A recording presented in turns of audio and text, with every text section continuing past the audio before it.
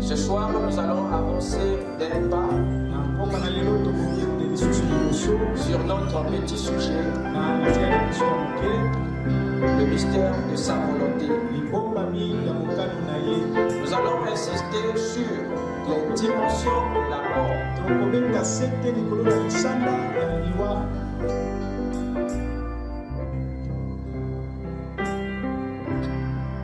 Que le Seigneur nous bénisse. Je vous salue tous dans le nom du Seigneur Jésus-Christ.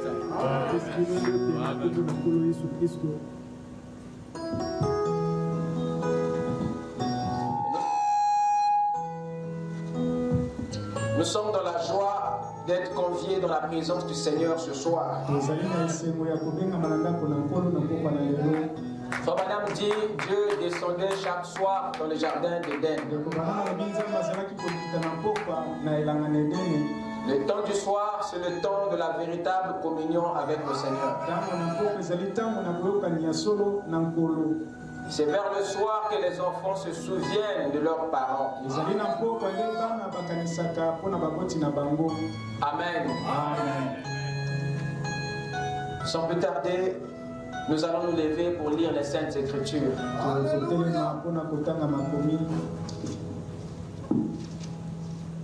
Ouvrons tous nos Bibles.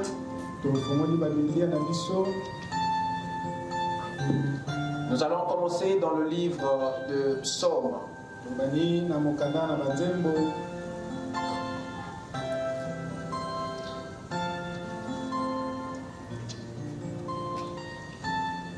Psaume 139.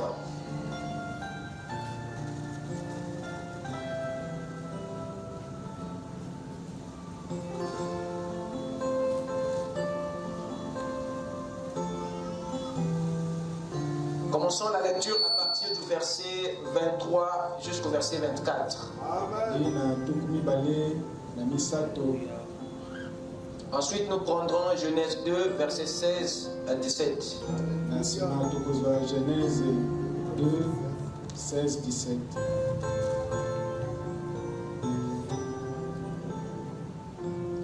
Psaume 139, verset 23. Sonde-moi, ô Dieu, et connais mon cœur. Éprouve-moi et connais mes pensées. Regarde si je suis sur une mauvaise voie. Et conduis-moi sur la voie de l'éternité. Amen. Prions le Seigneur. Seigneur notre Dieu, nous te remercions, Seigneur, de nous avoir comptés parmi les vivants ce jour. Certainement c'est pour une bonne raison. Et nous nous sommes venus, Seigneur, dans ta présence. Parce que nous savons, oh Dieu, il n'y a rien de bon en nous. Et nos cœurs sont ouverts, afin que tu déverses dans nos âmes la source de la vie. Afin que chacun de nous, Seigneur, soit dépouillé de sa souillure, soit dépouillé de sa faiblesse, et soit rempli de ta force et de ta plénitude, Seigneur. Ne laisse personne sortir d'ici faible dans son corps, faible dans son âme et dans son esprit.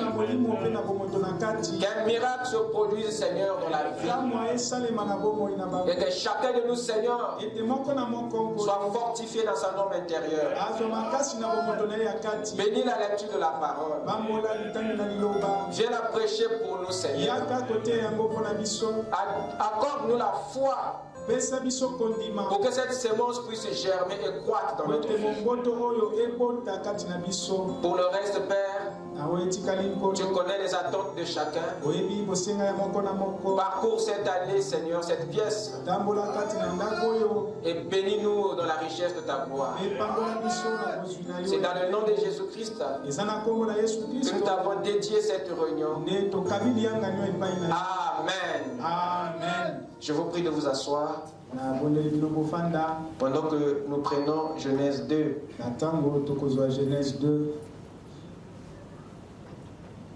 Notre écriture habituelle.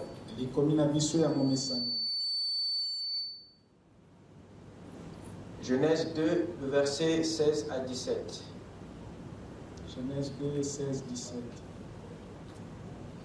L'Éternel Dieu donna cet ordre à l'homme. Tu pourras manger de tous les arbres du jardin, mais tu ne mangeras pas de l'arbre de la connaissance du bien et du mal. Car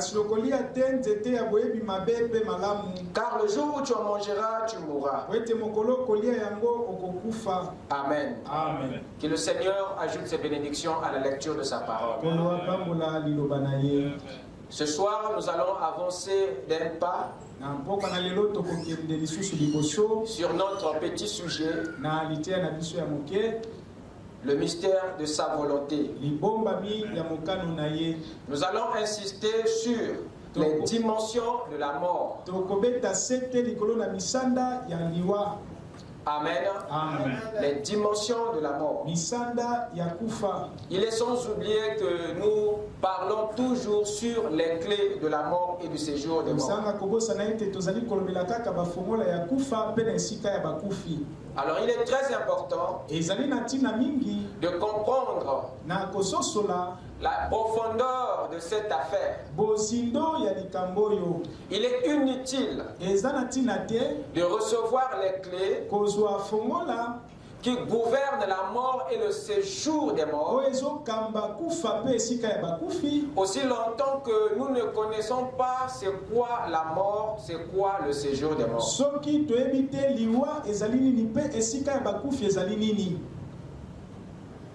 Car dans les stratégies de combat, le premier élément de la victoire repose sur la connaissance parfaite de qui est votre adversaire.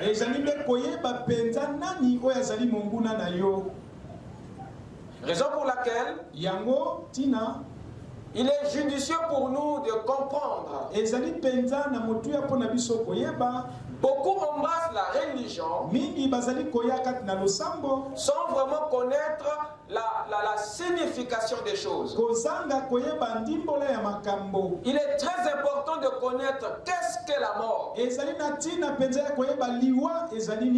avant de savoir comment la gouverner, avant de savoir qu'est-ce qui la gouverne. Il est impérieux de connaître c'est quoi le séjour des morts avant de savoir comment la gérer. Qu'est-ce qui la domine? Raison pour laquelle nous traînons les pas sur l'essence, la définition, la découverte de ces choses, afin que notre victoire soit parfaite. Amen. Amen. Nous avons vu avec vous la manière que la mort a œuvré dans la race humaine. La mort a œuvré en nous dans une logique de 3 étapes.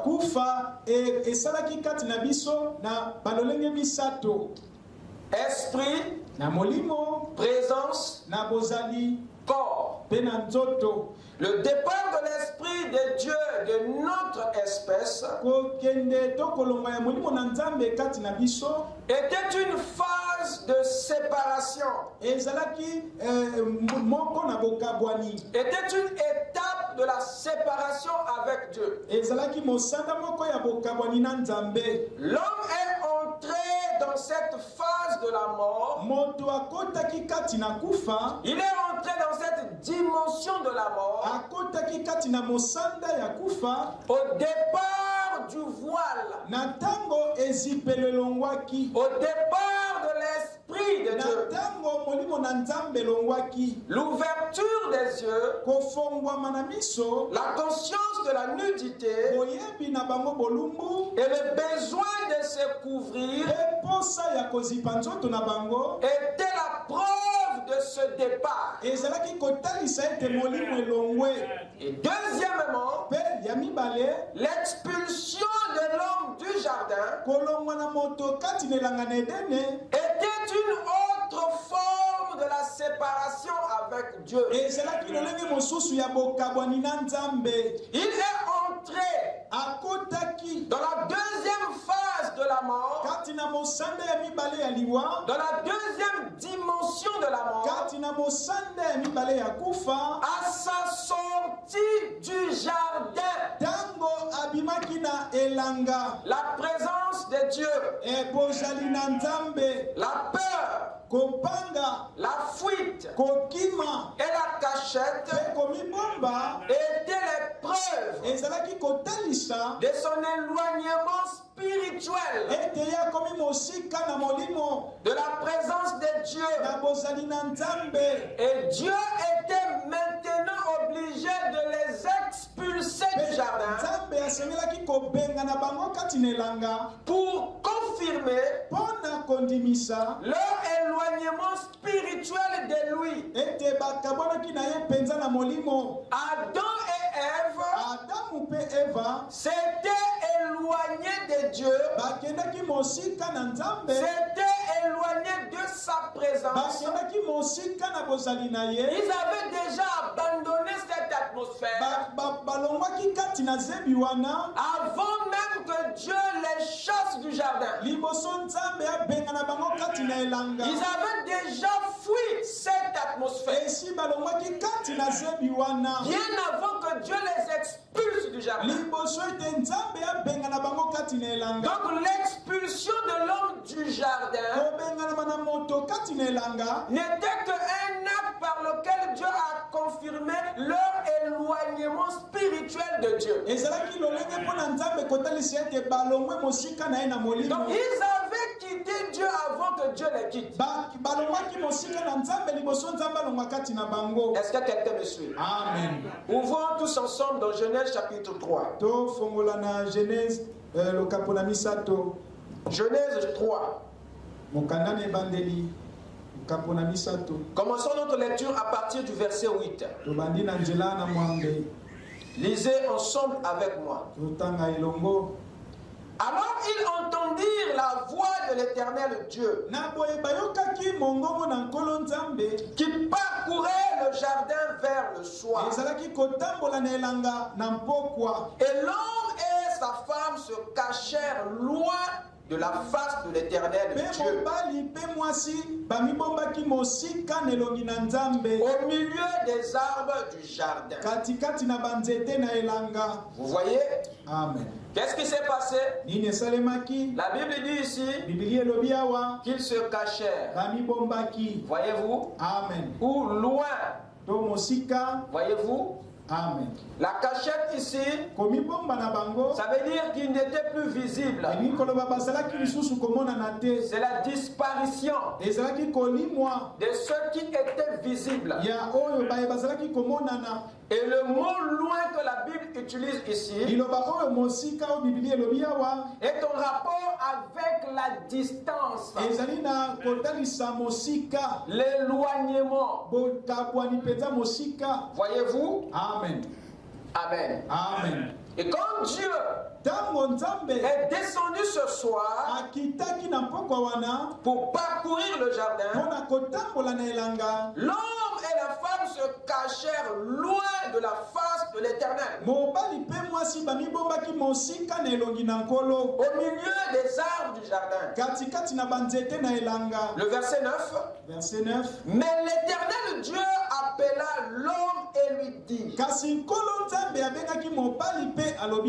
Remarquez par où Dieu commence l'appel.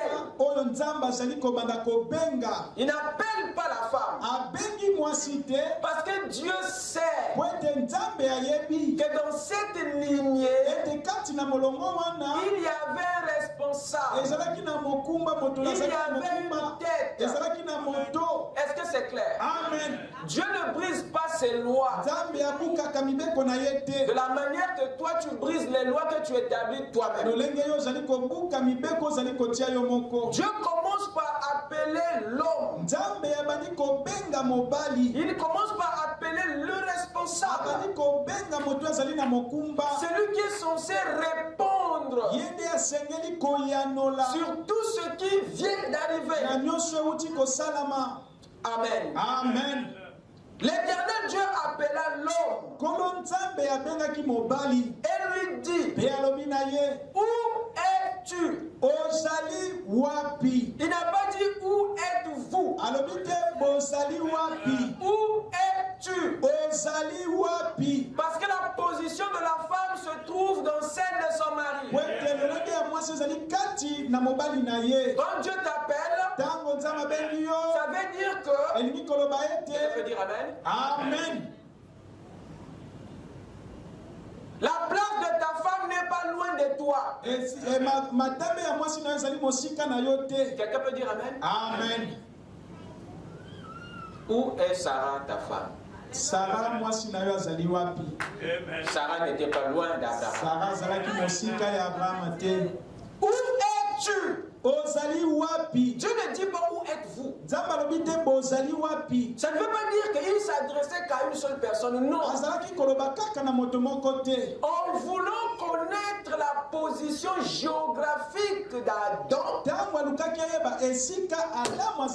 il sait qu'il aura aussi celle de Ève. Quelqu'un peut dire Amen. Amen. Frère, c'est pas bon de ne pas connaître où va ta femme. C'est pas bon de ne pas savoir où va ta femme. Il y a des hommes quand tu lui poses la question, mais où est ton épouse? Je ne sais pas, frère. C'est dangereux. C'est très grave. Amen. Amen. Amen. Tu es censé connaître. Même si elle n'est plus là où elle t'avait dit qu'elle aime, au moins tu dois avoir une réponse à cette question.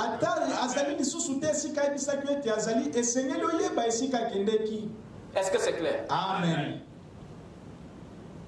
Et ça, tu n'as pas à attendre que ton mari te demande pour lui dire quels sont tes programmes, tes courses, par où tu vas commencer, où est-ce que tu vas aller. Amen. Amen. Où es-tu? Donc vous voyez que Dieu, la première question qu'il a posée, c'est celle de la position. Or la position de l'homme, ce n'est pas le corps qui le donnait, mais c'était son esprit qui le donnait. Vous écoutez ça? Amen. Dieu ne posait pas cette question pour savoir où se trouvait le corps physique d'Adam. Non. Mais il s'agit, c'est une question. Voyez-vous, qui veut savoir où il se trouve actuellement avec lui. Il me semble que l'homme n'était plus visible aux yeux de Dieu. Parce que Dieu est omniscient. Vous écoutez ça? Il connaît tout. Et il est partout. Alors si vous me dites qu'il n'était plus capable de savoir, donc sa préscience avait reçu un coup. Mais quand l'homme a péché, sa lampe s'était éteinte. Alors Dieu ne pouvait plus l'identifier.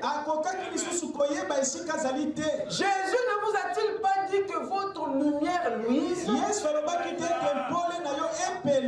ne vous a-t-il pas dit ça? Mais la lumière qui doit luire, ce n'est pas le corps, c'est votre âme.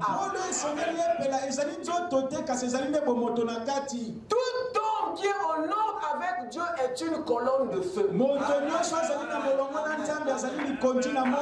quand cette lumière s'éteint, alors Dieu a amené du mal pour te voir. Il a amené du mal de reconnaître la chose de la même nature que lui. Ce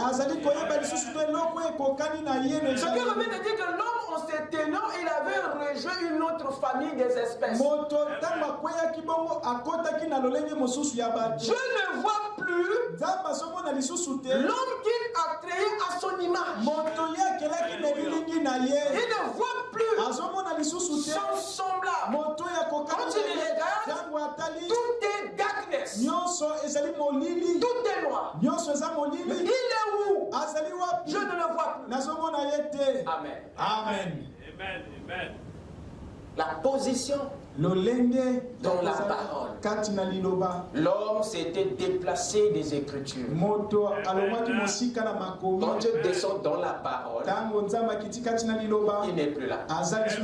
Il pose la question. Où es-tu? Dans le monde? Dans la dénomination? Ou dans la parole?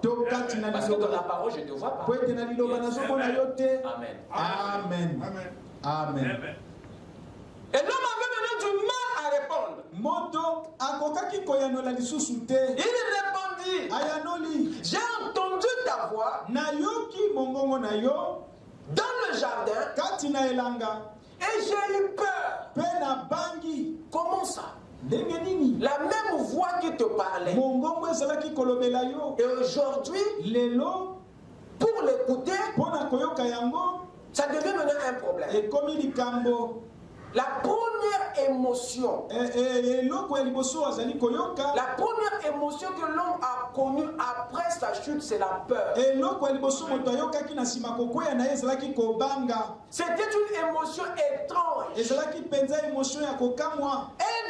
n'avait jamais connu ça auparavant. La peur.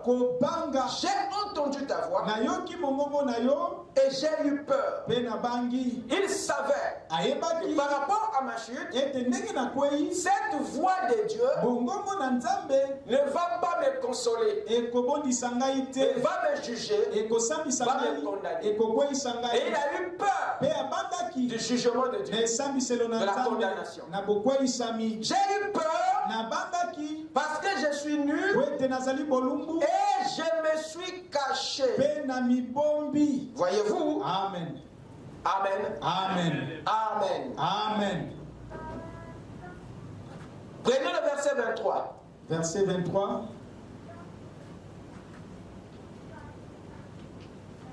Et l'Éternel Dieu le chassa du jardin d'Éden pour qu'il cultivât la terre d'où il avait été pris. Vous comprenez? Amen. Dieu le chasse du jardin d'Éden. Dieu ne les avait pas chassés de l'Éden. Mais Dieu les chasse que du jardin. Pourquoi? Parce que le jardin était sa présence. Est-ce que c'est clair? Amen. Il les chasse du jardin. Il dit pour qu'il cultive la terre d'où il avait été pris. Adam avait été pris de quelle terre? Il n'a pas été pris de la terre du jardin. Mais il avait... Non, il n'avait pas été pris de la terre du jardin. Mais il avait été pris de la terre de l'Éden. Donc Dieu le renvoie là où il a été pris. Bon, d'après notre étude, Adam était soit né au nord, à l'ouest, ou au sud. Donc quand Dieu les expulse du jardin, il leur dit retourne. Et va travailler, va cultiver. La terre à partir duquel tu as été pris. Repars là-bas. Il me semble qu'il y avait une différence entre la terre de l'Éden et la terre du jardin. Et Dieu sait que le retour de l'homme vers ses origines, c'est un retour dans les problèmes. Parce que Dieu le renvoie dans une atmosphère qui lui rendra la vie difficile. Est-ce que c'est clair? Amen. Parce que chaque endroit a une atmosphère. Chaque environnement a un climat. Géographiquement parlant, l'Europe a un climat différent de l'Afrique. Et cette différence de climat, d'atmosphère, a un impact sur votre peau. Bon, vous regardez cela maintenant sur le plan spirituel. Bon, toi tu es dans le monde. Nous savons bien que l'atmosphère du monde et l'atmosphère du royaume est différente. Toi tu es sûr qu'en restant dans la religion, en vivant dans le monde, tu es sûr que cette atmosphère bénira ton âme. Voyez, nous nous trompons délibérément. Et nous pensons que nous pouvons nous épanouir spirituellement même si on reste à la maison. L'atmosphère que nous créons ici et celle que toi tu crées à la maison, la même bande que tu écoutes chez toi et que tu écouteras ici aura des atmosphères différentes. Comme les atmosphères sont différentes, il y aura une atmosphère qui te gardera attentionné. Quand tu écoutes la bande chez toi à la maison, tu peux te lever, aller dans les toilettes, revenir. Entre-temps, tu as loupé une partie. Tu peux te lever, faire ce que tu veux. Parce que quand tu es chez toi, tu es libre de faire n'importe quelle chose.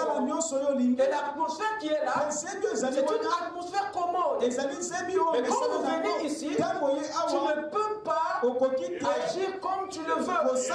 Il y a quelque chose qui te garde révérencieux et ton attention est braquée sur la parole.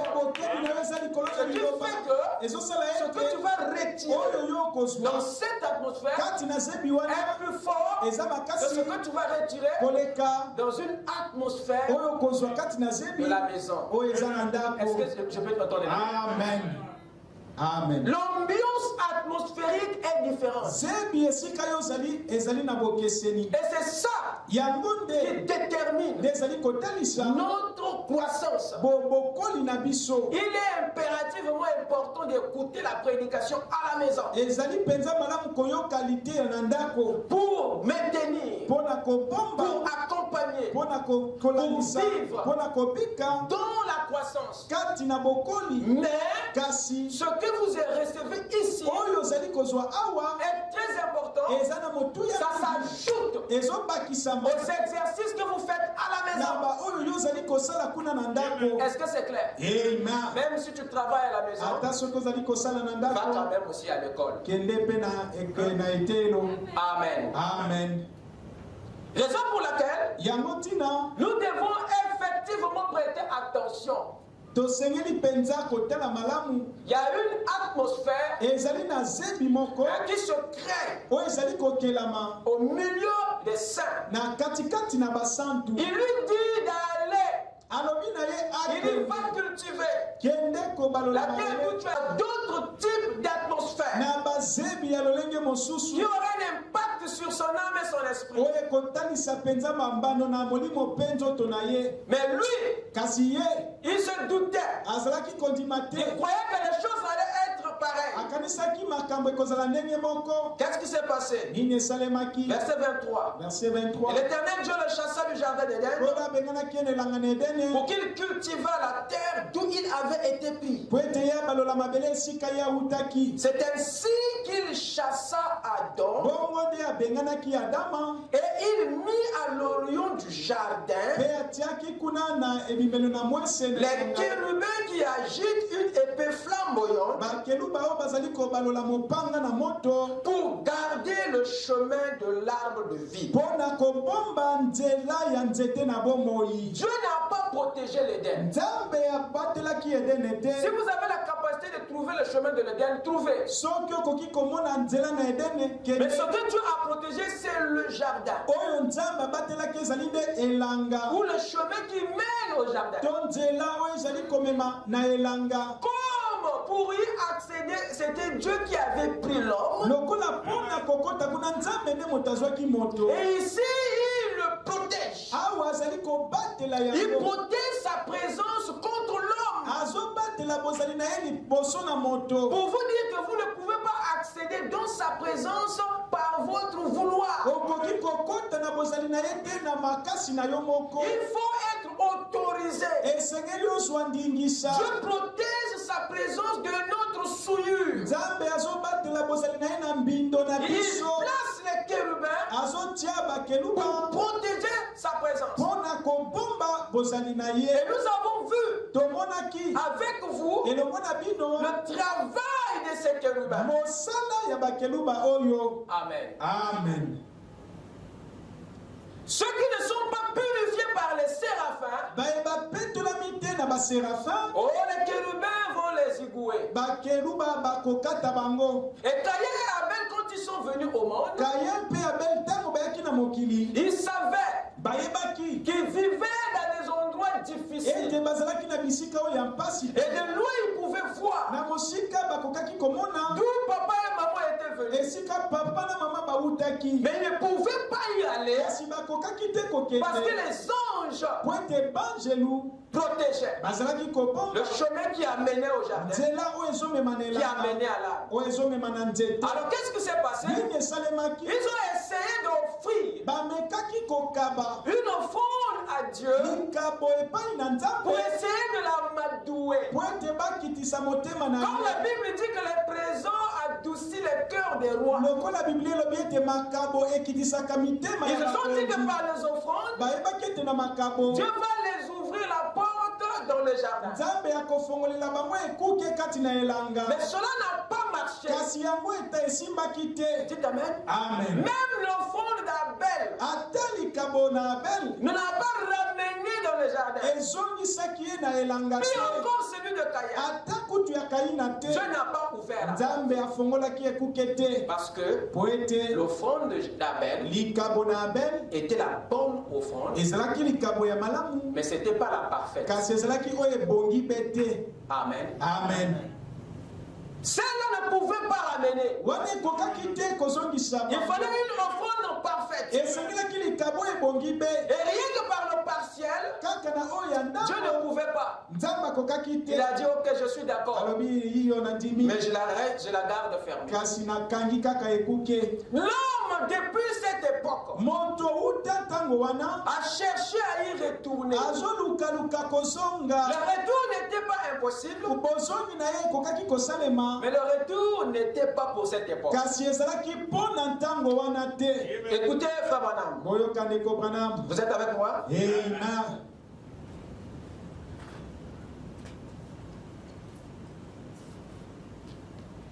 Le prophète dit ceci.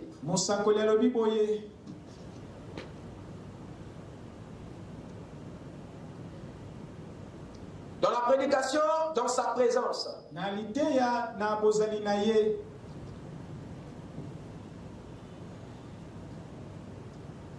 Il dit ceci au paragraphe 15. Quand le premier homme, dès qu'il a péché et fait quelque chose de mal, alors, quand Dieu est entré en sa présence, ou qu'il est entré dans la présence de Dieu, Adam, il ne pouvait pas se tenir dans la présence de Dieu. Il a couru se cacher dans le buisson et a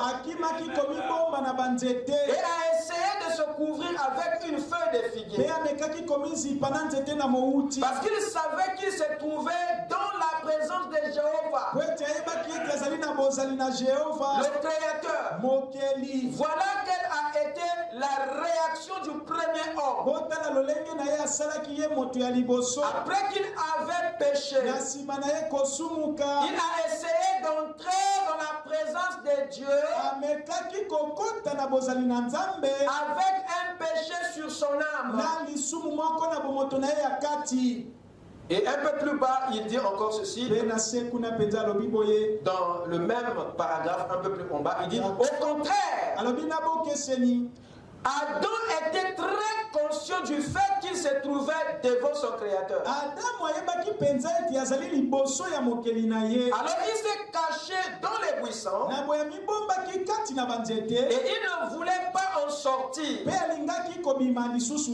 pouvait pas en sortir avant que Dieu ait pris des dispositions pour lui. Donc avant que Dieu ne le chasse, le gars s'était déjà éloigné.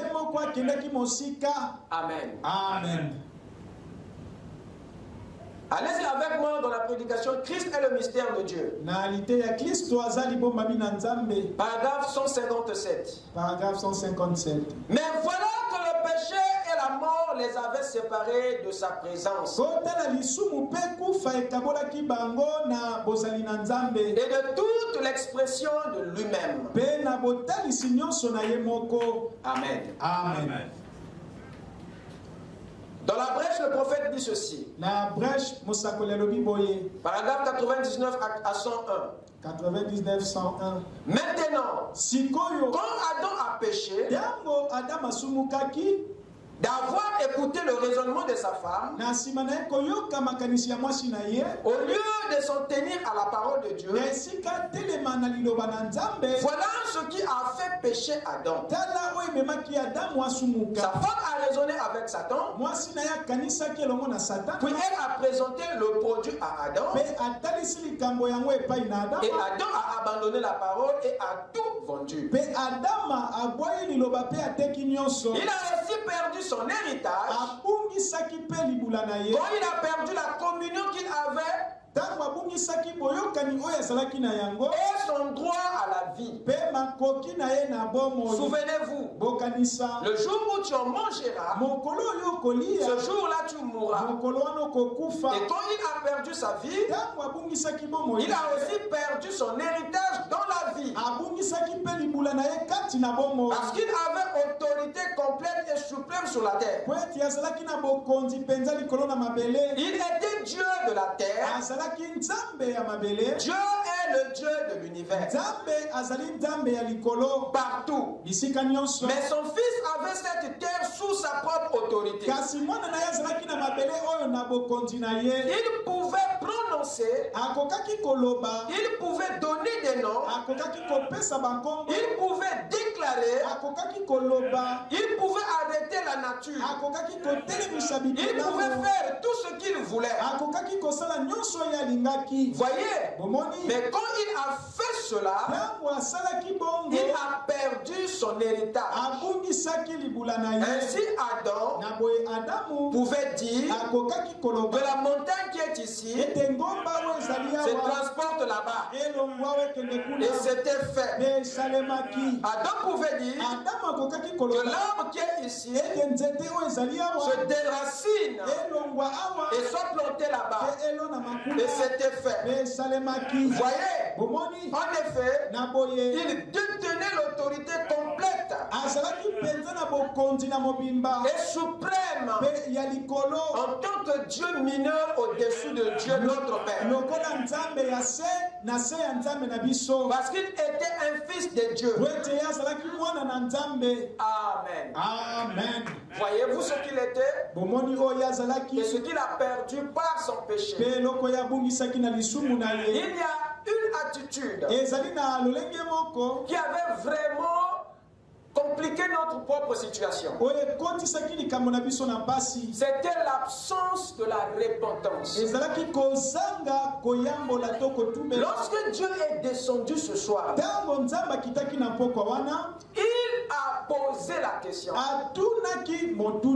Au lieu que l'homme puisse reconnaître sa charge et passer à la repentance, il s'est plutôt justifié. Regardez, il n'y avait personne ce soir-là qui avait reconnu son erreur.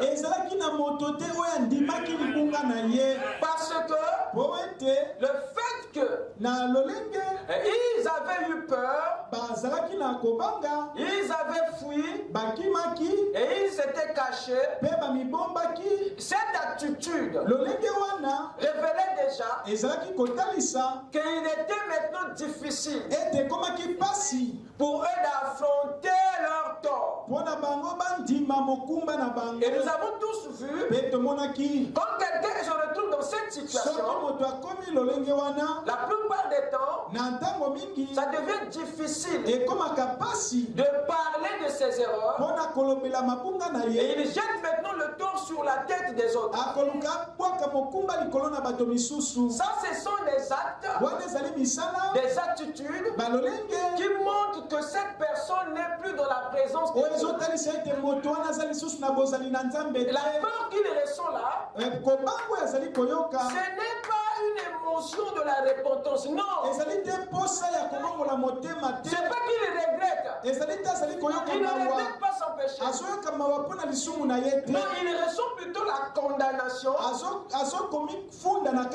que sa conscience sait que je viens de faire ce qui est interdit.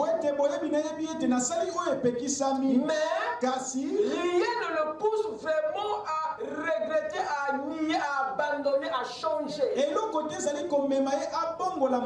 Alors c'est cet état de cœur qui ne veut pas le changement, qui ne veut pas reconnaître, de peur que ça le diminue. C'est cet état qui le fait fuir. Il s'éloigne de vous. Il s'éloigne de la cathédrale. Il s'éloigne de l'église. Il prend la distance. Est-ce que vous écoutez? Amen. Alors qu'est-ce qui se passe? Au cours de l'éloignement, il disparaît. Il trouve une cachette. La Bible dit que c'était au milieu des arbres qu'il s'était caché. Or l'arbre n'a pas de sang pour expier tes péchés. Il est venu se cacher derrière un être vivant qui n'a pas d'émotion, qui n'a pas de sang. Qu'est-ce qui s'est passé? Il s'est caché là où on ne peut pas le voir. Il s'est caché là où Dieu ne peut pas le voir. Il s'est caché là où il n'y a pas de pasteur, là où il n'y a pas d'apôtre, là où on ne peut pas le contrer. Ils sont allés se cacher parce qu'il ne veut pas être contré. Quand vous voyez ça, sachez que cette personne a été expulsée de la présence de Dieu. Amen. Amen. Amen. Vous lui demandez, frère, où es-tu? Je suis toujours là. Alors il sait bien que cette question ne serait pas posée si vous le voyez. Il y a maintenant beaucoup d'arbres aujourd'hui. Plus que ce que nous trouvions dans les jardins. Qui sont devenus des cachettes des gens, des hommes et des femmes. Les gens ne veulent pas qu'on leur dise ce qu'il faut faire. Ils veulent être indépendants. Ils ne veulent pas avoir un pasteur. Ils ne veulent pas. Ils ne veulent pas être enseignés. Alors le frère Branham dit, le Saint-Esprit enseigne par le docteur. Est-ce que je parle à quelqu'un? Amen. Les gens veulent être libres. Le veulent être indépendants. C'est une attitude qui cache un péché. Regardez bien cette peur d'avouer que je suis en erreur. Cette fuite pour s'isoler, qui s'isole. Et cette cachette derrière une dénomination, derrière une institution. Tu vas au football et tous les dimanches, c'est maintenant les Ewawa. Il faut maintenant la marche. Ce sont d'autres formes de cachette. Dieu t'amène. Amen. Ça n'attend que le dimanche. Les programmes n'attendent que le jour de culte. On arrive au mardi, oh j'avais ceci. On arrive dimanche, j'avais ceci. Des programmes qui n'attendent que le jour de Dieu. C'est une cachette, frère. Fais attention. Parfois tu es déjà chassé du jardin, mais tu ne te rends pas compte. Mais ton attitude nous montre que tu n'es plus dans la présence de Dieu. Peu importe ce que tu vas dire, nous pouvons voir les traces du serpent sur la pierre. L'ouverture des sceaux nous a donné la vision pour voir les traces du serpent sur la pierre, pour voir les traces de l'aigle dans le ciel. On peut voir les traces du navire dans l'océan. On peut voir les traces d'un jeune homme sur une jeune femme. Par l'œil du discernement, on peut savoir que tu n'es plus dans la présence de Dieu. Est-ce que tu peux entendre la main? Amen. Amen. Il n'y a plus la repentance. Regardez ce qui s'est passé. Genèse 3, verset 11. Genèse 3, 11. Lisez avec moi. Il dit ceci. Suivez le débat. L'Éternel Dieu dit, qui t'a appris que tu es nu? Est-ce que tu as mangé de l'arbre dont je t'avais défendu de manger? Dieu le rappelle. Il ramène à sa conscience. Si seulement il a brisé la loi. Et Adam sait que j'ai brisé. La première attitude devait être la repentance. Dieu voulait entendre pardon, mon Dieu. Ce n'est même pas Ève, mais c'est moi. Je accepte tout. J'ai fauté. Seigneur, pardonne-moi.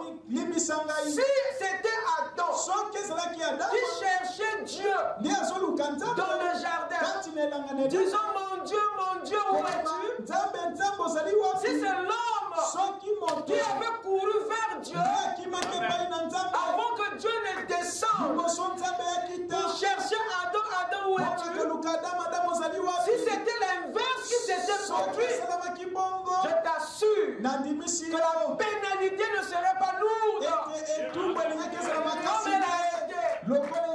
Mais Dieu, lorsque la nouvelle est arrivée, il a donné une minute pour voir si l'homme va revenir, si l'homme va le chercher. Dieu a été attristé de voir que mon peuple a commis double péché.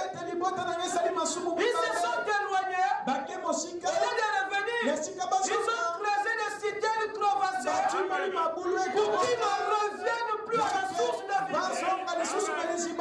Ils ont trouvé des citations mal interprétées pour rester dans la dénomination. C'est mal interprété. Dieu t'a Amen. Ils ont trouvé une citerne, un trou, une dénomination. Ils se sont accrochés. Et ils ont refusé de revenir. Et Dieu a dit, vous avez commis double péché. Personne n'a couru vers Dieu. Lorsque tu pêches, la bonne attitude, cours vers Dieu. Cours vers Dieu. Va vers le pasteur. Va vers la parole.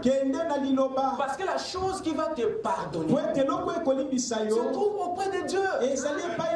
La chose qui va t'expier ne se trouve pas derrière les arbres. Mais celui que tu fouilles là, mais c'est lui qui a la solution pour ton péché.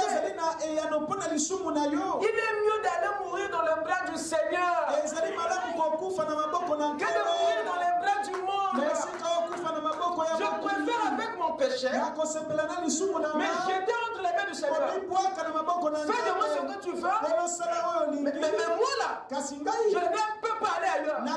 C'est toi qui dois résoudre ça. Tu te jettes. Tu t'amènes. Amen. Mais quand tu fuis, tu portes ton vêtement de la grandeur. Ton propre péché va te briser. Adam, au lieu d'aller vers Dieu, il a fui derrière les arbres. Mais pendant ce temps, l'arbre ne pouvait pas les couvrir à 100%. Pendant combien de temps tu vas vivre derrière là? Mais tu es appelé à faire d'autres mouvements. Dis Amen. Amen. Amen. Personne.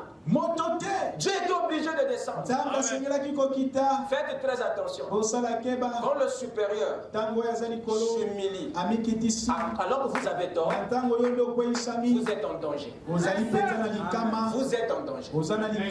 Vous êtes en danger. N'attendez pas que Dieu descende. N'attendez pas. Parce qu'il peut descendre pour juger, pour condamner, pour frapper. Alors si toi tu vas, il descendra pour grâce. Lorsque Dieu observe encore un péché, c'est parce qu'il se dit c'est pas encore le moment de frapper. Il se dit que certainement vous allez vous repentir. Voilà pourquoi il observe un temps. Amen. Amen. Quand Dieu est descendu, alors c'était pour le jugement. Un tribunal fut ouvert en Éden. Adam et Ève furent convoqués à la barre. Et quand il vient, l'homme se met à se justifier. Dieu était scandalisé. Mais tu as péché, frère. Oh non, en réalité, tu sais cette affaire. Frère, tu as péché. C'est pas la parole. Oh, en fait, j'étais en train de penser. Frère, tu as péché. Oh non, en réalité, frère, on n'a pas dit ça. Il a dit, c'est clair. On se justifie. On sort. Adam a raisonné avec son créateur. Je lui dis que tu n'as-tu pas touché ce que je t'avais interdit? Il était simplement de dire oui, pardon. L'Éternel Dieu dit qui t'a appris que tu es nu? Est-ce que tu as mangé de l'arbre dont je t'avais interdit? Donc, il était question de dire oui, je l'ai mangé, pardonne-moi. Mais lisez la réponse de votre père. L'homme répondit, la femme que tu as mis auprès de moi m'a donné de l'arbre. Et j'en ai mangé. Vous êtes sûr que Dieu va gober des choses comme ça? Oh, je parle à toi. Est-ce que tu as mangé? Oui ou non? Oh non, c'est la femme que tu as mis à mes côtés. Attendez, c'est moi cette affaire. Et elle m'en a donné. Et j'en ai mangé. Je sais que elle pouvait te donner et toi tu pouvais aussi dire non. Donc Dieu, quand tu as entendu Adam argumenter, Dieu s'est dit que mais le gars se moque de moi. Vous vous moquez de moi. Ok, d'accord. Donc toi, Ève, t'as lié les mains et les pieds. Elle t'a soulevé, elle t'a mis sur le lit et elle t'a dévêtu. Et toi, tu ne pouvais pas bouger, tu ne pouvais pas fuir. Donc c'était ça. Oh oui. Ok, d'accord. Ève, pourquoi tu as fait ça? Elle, au lieu de dire, vraiment, ma curiosité m'a poussé, vraiment, pardonne-moi. Ce que tu avais dit à Adam, Adam il avait dit, mais vraiment j'ai commis l'erreur. Mon Dieu pardonne. Il n'y a pas eu ça. Ève aussi, quand tu lui donnes la parole de répondre, lisez ce que votre maman a dit. L'Éternel dit à la femme, pourquoi as-tu fait cela? Il dit, la femme répondit, le serpent m'a séduit et j'en ai mangé. Remarquez, dans la réponse de chacun, il jetait le tort sur quelqu'un d'autre. Donc, conclusion, là, il voulait que Dieu parte de là, en sachant que Adam est innocent. Ève aussi est innocente. Ils se sont défendus de la sorte dans l'intention d'éviter le jugement. C'est ce que vous arrive de faire. Tu sais que tu as péché et tu vas aller voir le pasteur.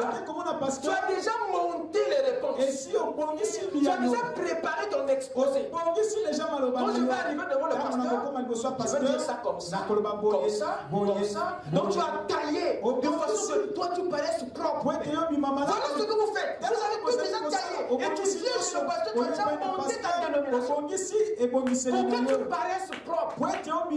C'est moi, par le Saint-Esprit, je comprends Dieu mieux que vous. C'est vous que je ne peux pas comprendre. Moi aussi je dis tout, le pasteur ne va pas bien me comprendre. Tu es sûr? Déjà je comprends mieux la parole de Dieu. C'est pas ta vie que je ne vais pas comprendre. C'est pas tes erreurs que je ne vais pas bien comprendre. Vous vous trompez. Vous vous trompez. Si je n'ai pas ces aptitudes, ma place n'est pas la chair. Amen. Donc leur intention était de sortir de là sain et sauf. C'était pour éviter le jugement. Voilà pour qu'ils n'ont rien reconnu. Ils ont jeté le tort. La femme a jeté, l'homme a jeté sur la femme. La femme a jeté sur le serpent. Alors Dieu, ce soir-là, ressemblait à une boule de tennis. Il vient chez l'homme. L'homme le renvoie chez la femme. Il va chez la femme. La femme le renvoie chez le serpent. Oh, Dieu s'est fâché. Il dit ce soir, vous allez sentir.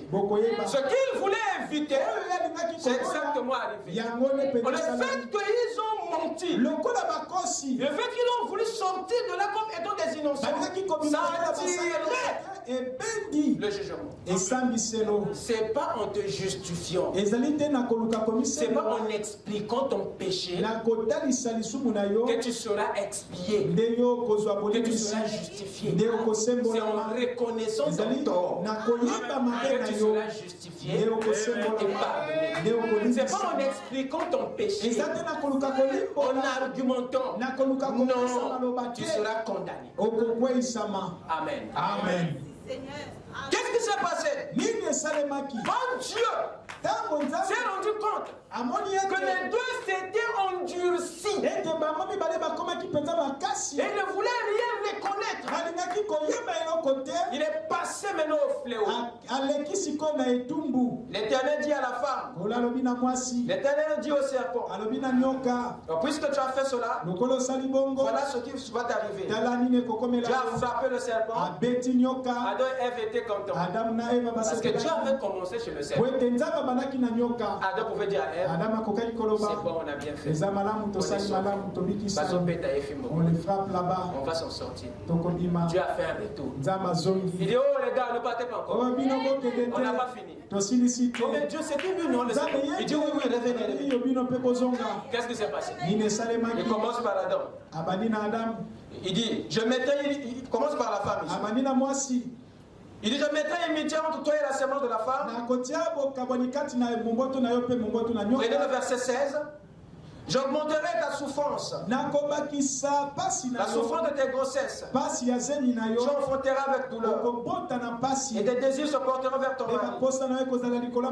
Et lui il dominera sur toi. Et puis il dit à l'homme, puisque tu as écouté ta femme et que tu as mangé de l'arbre lequel je t'avais interdit, et voilà, c'est à la force de peine que tu en tireras ta nourriture. Et tous les jours de ta vie, il te produira des épines, des ronces, et tu mangeras de l'herbe des champs, ainsi de suite.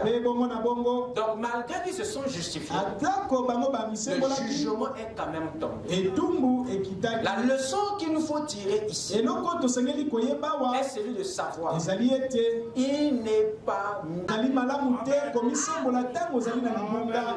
pas bon d'expliquer ton péché, ton erreur lorsque tu as péché. Ça fera compliquer ta situation. Que faut-il faire?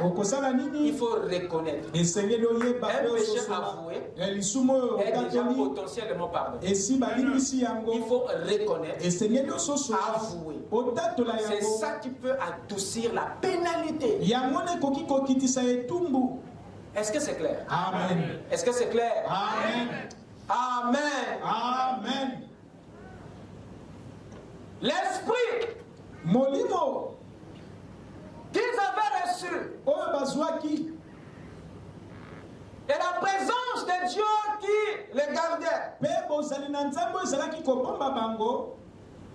était quelque chose qui avait de l'impact aussi sur leur corps. L'esprit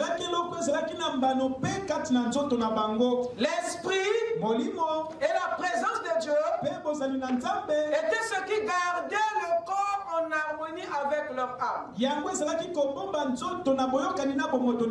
Comme l'homme a perdu l'esprit et la présence de Dieu, cela avait aussi bouleversé automatiquement la relation entre l'âme et le corps. La séparation spirituelle entre Dieu et l'homme avait détruit la communion entre l'âme et le corps. Vous ne me comprenez pas. Quand l'homme a brisé sa relation spirituelle avec Dieu, quand il a perdu sa relation spirituelle, c'est-à-dire lorsqu'il a perdu l'esprit de Dieu, lorsqu'il s'est séparé de sa présence, lorsqu'il a perdu cette relation spirituelle, cette perte a aussi traumatisé la relation entre l'âme et le corps. Qu'est-ce qui s'est passé? Cette relation fut réduite. La relation, l'unité entre l'âme et le corps fut aussi détruite. Quand l'homme a perdu l'esprit, a quitté la présence de Dieu. Dès lors que nous avons péché, automatiquement, la relation entre le corps et l'âme est maintenant menacée. La troisième phase de la mort fut maintenant amorcée, qui est la séparation de l'âme avec le corps. Or, la longévité du corps dépendait largement de notre relation spirituelle avec Dieu. La longévité du corps, l'espérance de vie du corps dépendait de l'esprit de Dieu qui était sur moi et de la vie de l'homme dans la présence de Dieu. Lorsque cette relation fut perdue, l'homme a aussi perdu sa longévité dans le corps. Que Dieu me donne la voix d'un archange. Qu'est-ce que je veux dire? Avant cela, le corps avait un bien-être permanent. Dieu l'avait conçu pour que le corps vive de façon indéterminée. Mais la longévité de ce corps, Dieu l'avait attaché à la relation spirituelle entre lui et l'homme. Alors quand cette relation spirituelle fut brisée, le corps perdu automatiquement sa bonne santé. Le corps perdu automatiquement sa longévité.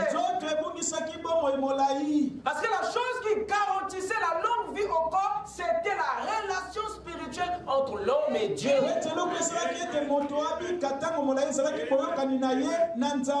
Alors c'était une affaire qui était censée être permanente. Et voilà maintenant elle est devenue limitée à cause du péché. Amen. Amen. Qu'est-ce qui s'est passé? Dieu donne maintenant des instructions au corps. C'est lui de lâcher, de quitter l'âme à un moment donné de la vie. Lorsqu'il dit, tu as été tiré de la poussière. Qui a été tiré de la poussière? L'homme esprit, c'était l'homme extérieur. Tu as été tiré de la poussière. Voici, tu retourneras. Dieu donne des instructions au corps pour réduire cette relation entre lui et l'âme. Et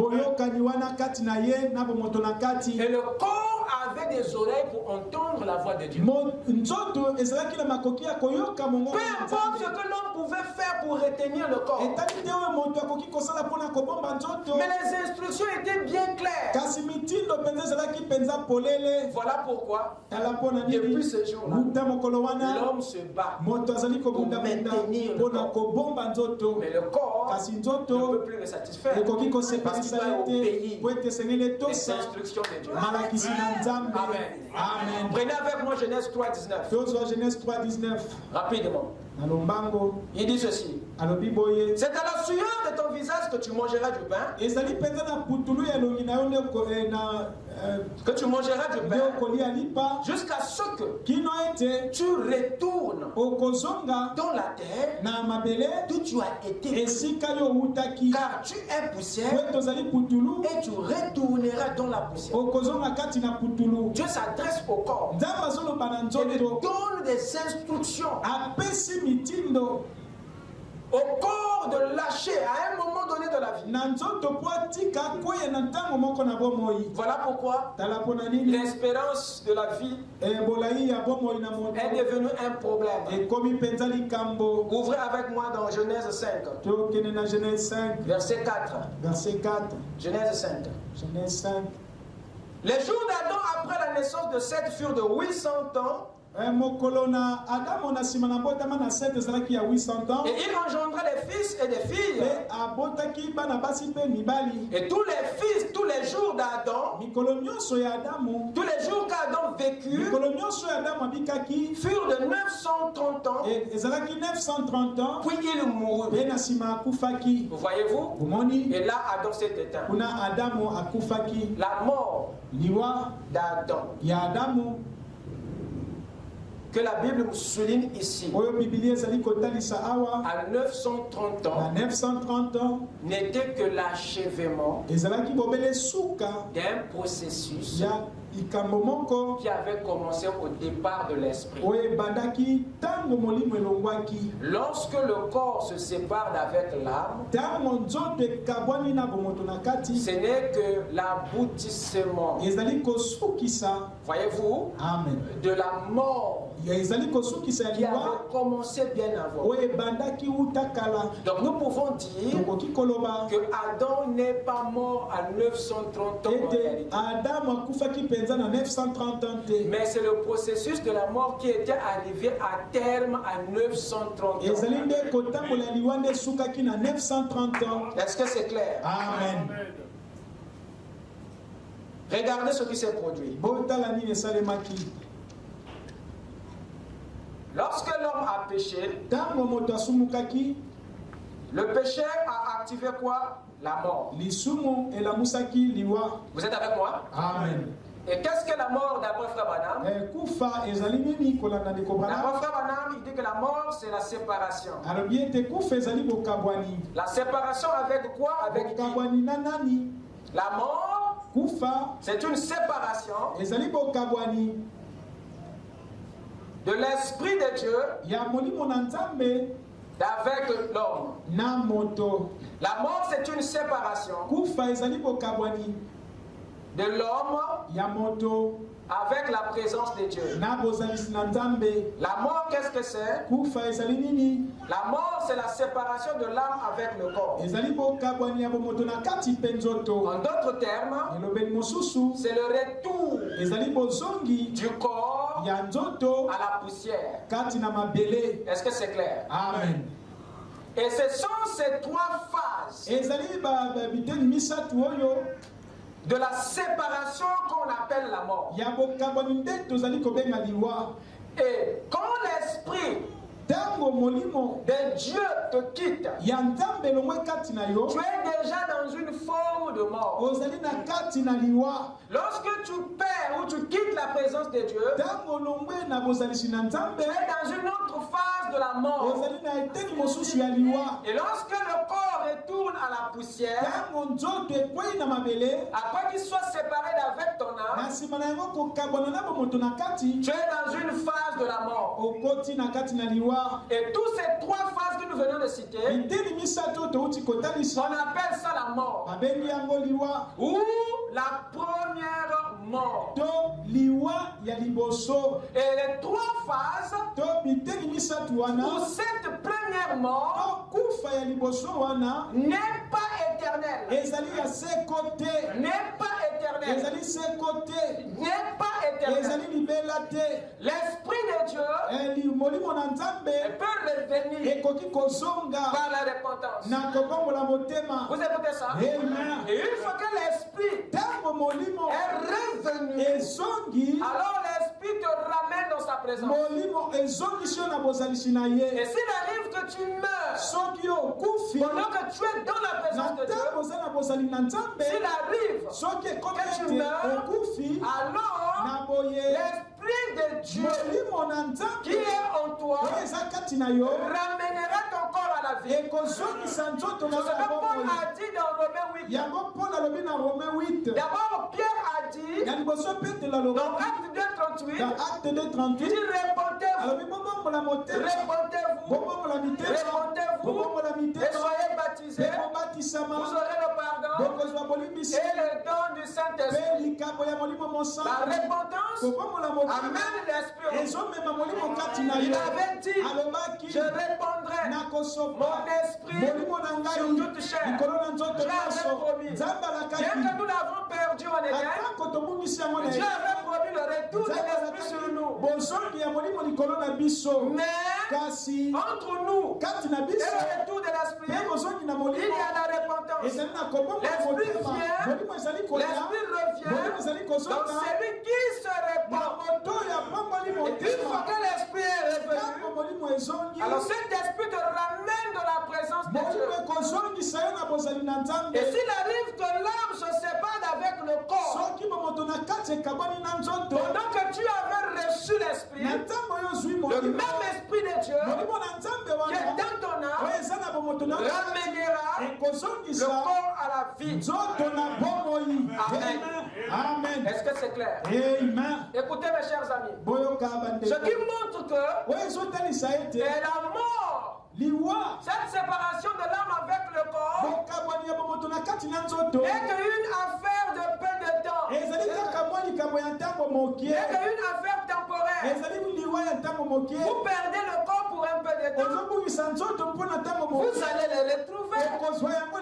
Est-ce que c'est clair? Amen. Or, les enfants de Dieu peuvent avoir peur avoir part à cette mort, peuvent avoir part au premier mort, mais jamais à la seconde mort, qui est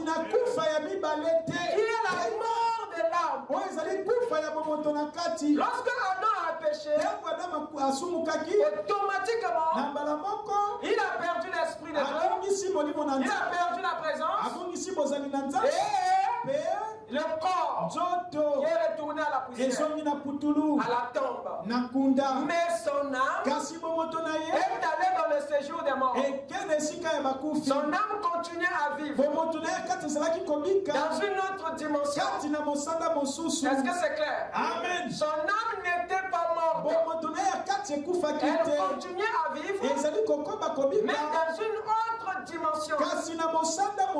Tous les fils de Dieu peuvent connaître la première mort, mais pas la deuxième. La mort de l'âme.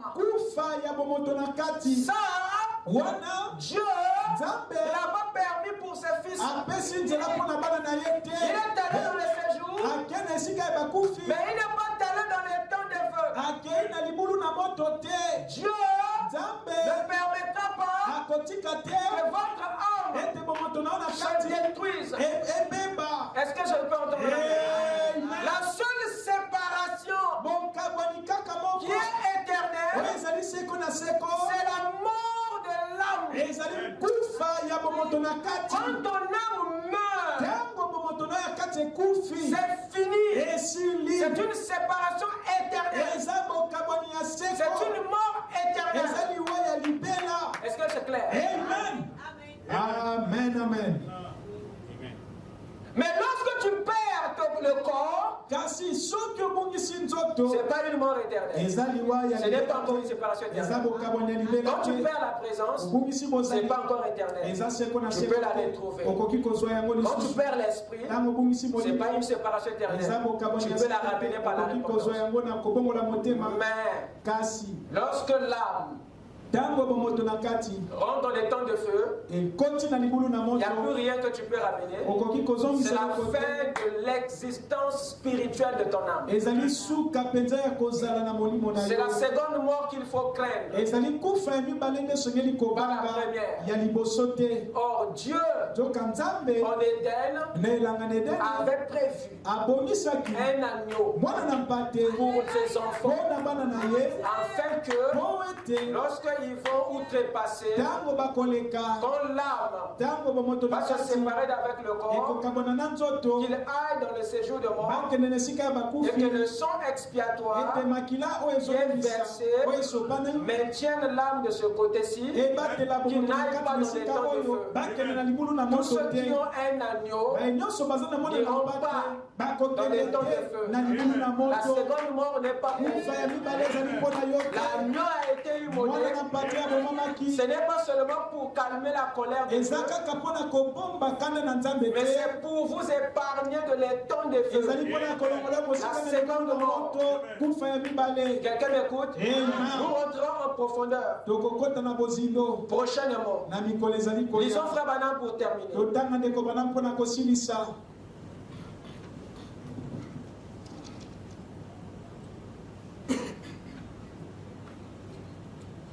Allons-y dans la prédication, le pardon. Je vais terminer.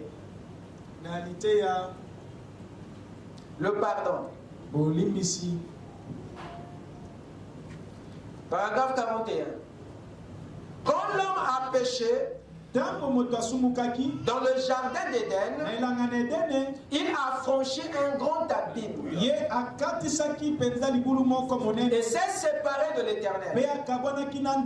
En ce temps-là, l'homme était éternel avec Dieu. Il ne connaissait ni la maladie, ni le chagrin, ni la mort. L'homme n'a pas été fait pour mourir. L'enfer n'a pas été fait pour l'homme. L'enfer a été créé pour le diable et ses anges. Et non pour l'humanité. En effet, les hommes ont été créés sur la terre pour être des fils et des filles de Dieu. Mais quand l'homme a péché et qu'il a franchi la ligne de démarcation entre le bien et le mal, il s'est séparé de Dieu sans aucun moyen pour lui de revenir. Il était totalement perdu. Il ne pouvait pas revenir parce qu'il avait péché. Vous avez écouté ça? Amen. Allons-y maintenant dans le 4e psaume. Paragraphe 274. 274. Or, le séjour des morts accompagne toujours la mort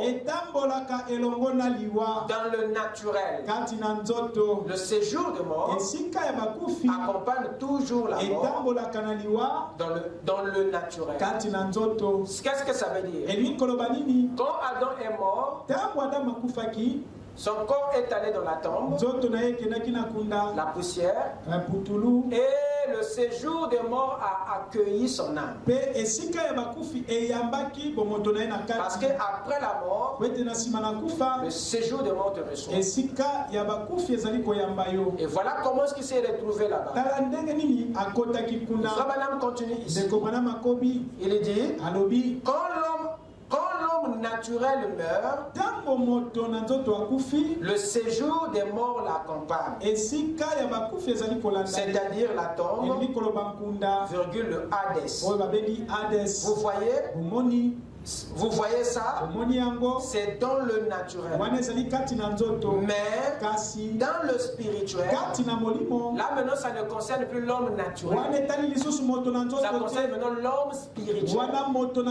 C'est-à-dire l'âme. Il dit mais dans le spirituel, c'est les tonnes de feu. Vous voyez? Très bien. C'est la séparation éternelle. Alors qu'ils sont consumés, là c'est l'âme qui est consumée dans les temps de feu, ce qui le sépare éternellement d'avec Dieu. Vous êtes avec moi? Amen. Je vais prendre donc questions et réponses. Questions et réponses.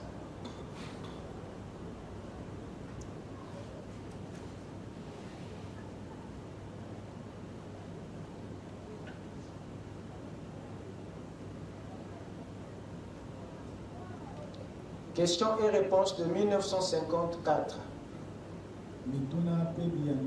1954.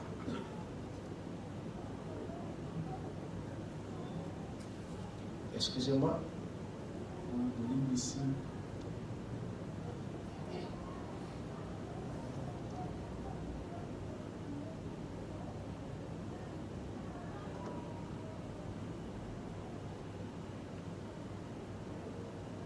Questions et réponses de 1954, paragraphe 35. Frère Branham dit quelque chose de très intéressant ici.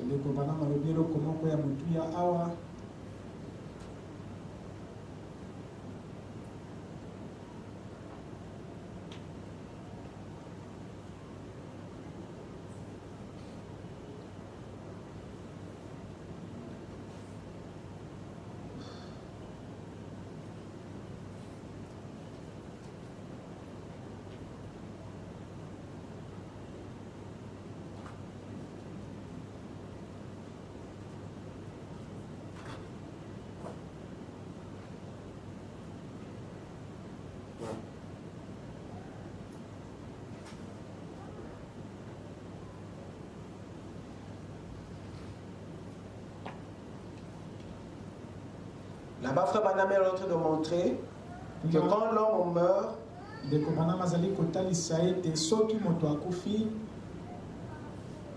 en réalité, il ne meurt pas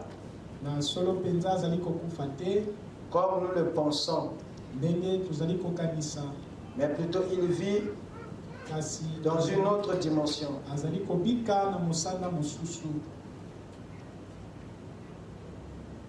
Et il montre que c'est quand il est recueilli dans le séjour des morts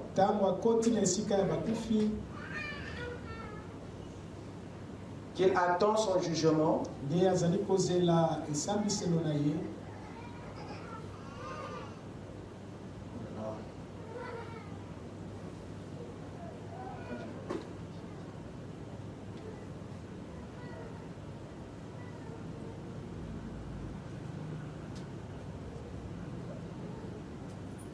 Questions et réponses. Oh là là.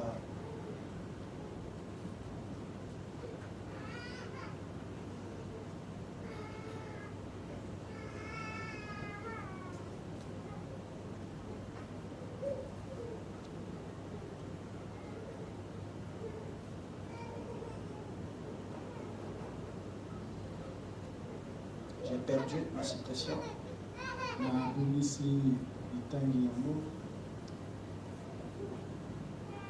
Je vais prendre une autre que je crois avoir mis de côté, terminé.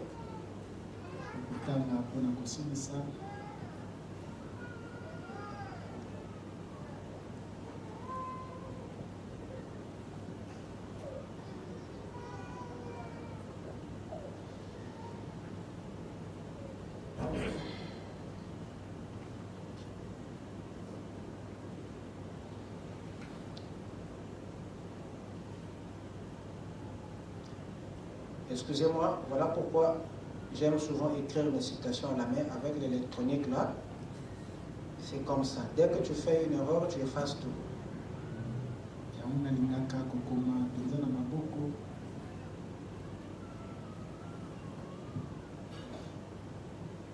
Je prends juste que j'avais.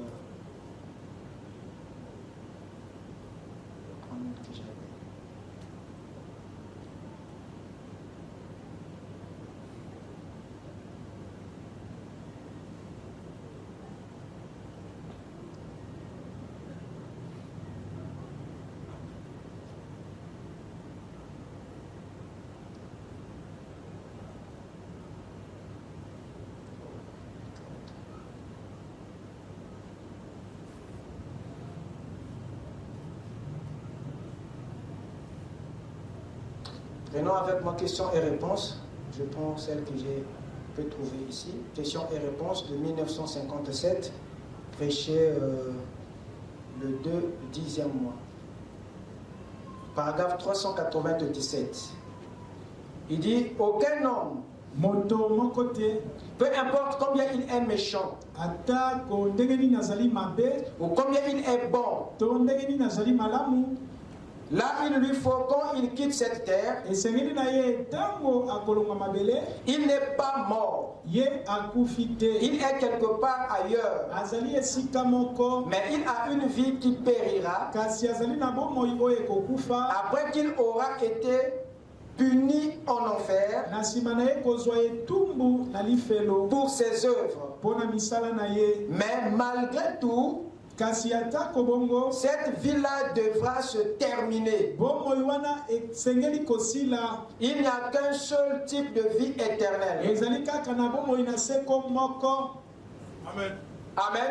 Amen. Donc le prophète montre ici, peu importe ce que quelqu'un est,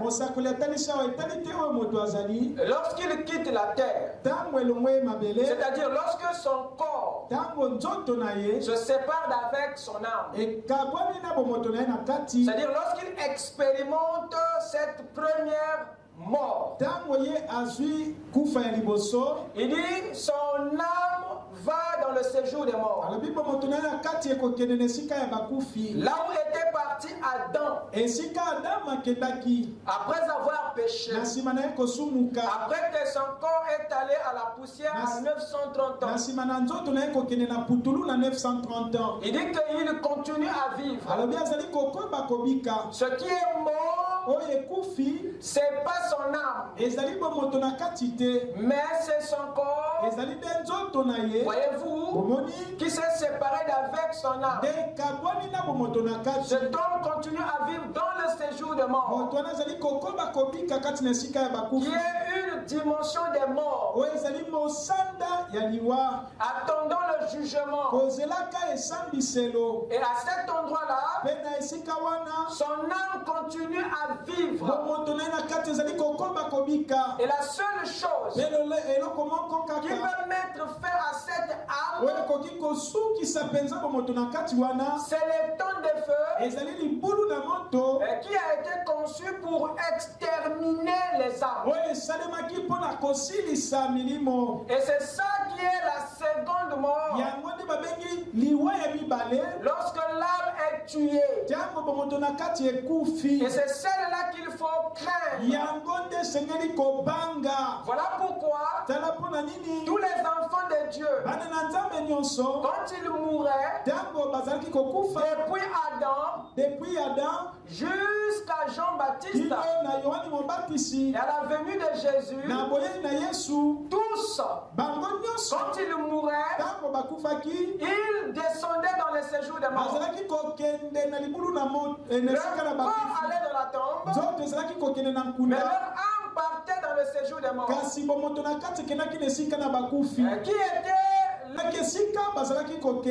et Dieu avait pris le soin de séparer le séjour des morts et de prévoir un endroit pour ses enfants. Et comme le sang de l'agneau, le substitut, était versé en Éden, attendant que le véritable agneau vienne pour les restaurer dans la vie. Ils partaient tous dans les seins d'Abraham, qui était une forme de paradis. Et cela était accueilli tous les saints d'Adam jusqu'à Jean-Baptiste. Et quand le Seigneur est venu, il est descendu là-bas, il les a tous récupérés et pour les amener au ciel dans la 6e dimension. Et depuis lors, tous les enfants de Dieu qui meurent sur la terre ne descendent plus dans le séjour des morts, mais ils montent dans la 6e. Est-ce que c'est clair? Amen. Depuis lors, tous les saints qui meurent ne descendent plus, mais plutôt ils montent pour aller ici dans la 6e dimension. Ce qui revient à dire que c'est à partir de la mort de Christ que nous avons contourné la 5e dimension, que nous contournons maintenant le séjour des morts, parce que le sang expiatoire de Christ nous empêche, nous protège du séjour des morts. Depuis la résurrection de Christ, tous ceux qui vont dans le séjour des morts sont maintenant des âmes réservées à la seconde mort. Alors que vous avez déjà un agneau qui a versé son sang et qui vous a protégé de la seconde mort. Tous les enfants de Dieu ne peuvent plus perdre leur âme. Mais ce n'est que ceux-là qui ont été prédestinés à la mort dans les temps de feu. Raison pour laquelle, pour nous les enfants de la première mort est la seule que nous avons à expérimenter, mais pas la seconde. Il a promis qu'il ne permettra pas que votre âme périsse. Voilà pourquoi il le protège au travers du sang expiatoire de Christ. Que le Seigneur vous bénisse. Amen.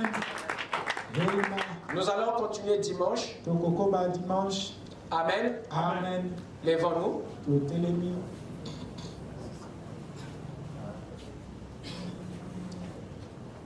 Avec nos têtes inclinées. L'amour de Dieu est si merveilleux. L'amour de Dieu est si merveilleux. L'amour de Dieu est si merveilleux. Oh, quel amour, l'amour de Dieu. L'amour de Dieu est si merveilleux. L'amour de Dieu est si merveilleux. L'amour de Dieu est si merveilleux. Oh, quel amour, comment il est si haut.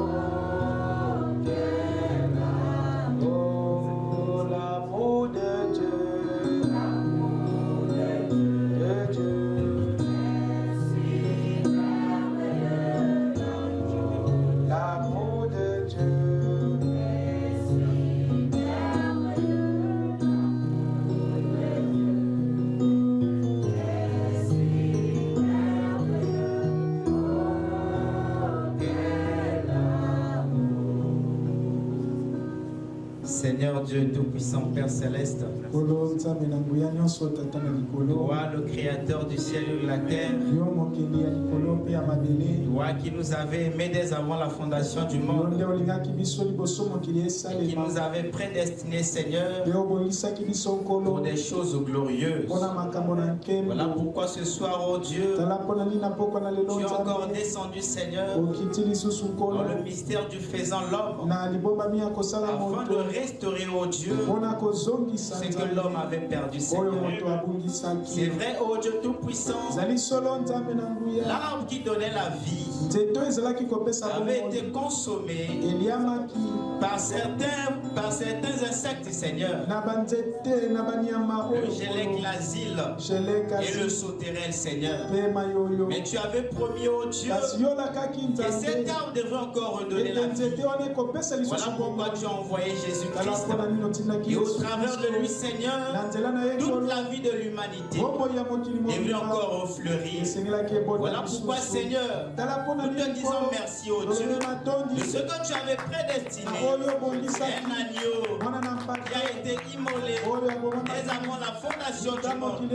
C'était pour tes enfants, Seigneur. Voilà pourquoi, oh Dieu, nous sommes tellement dans la joie de savoir que, Père, on n'a plus le droit de descendre, oh Dieu, mais la place qui nous est réservée, c'est au-delà du rideau du temps, qui est la 6e dimension.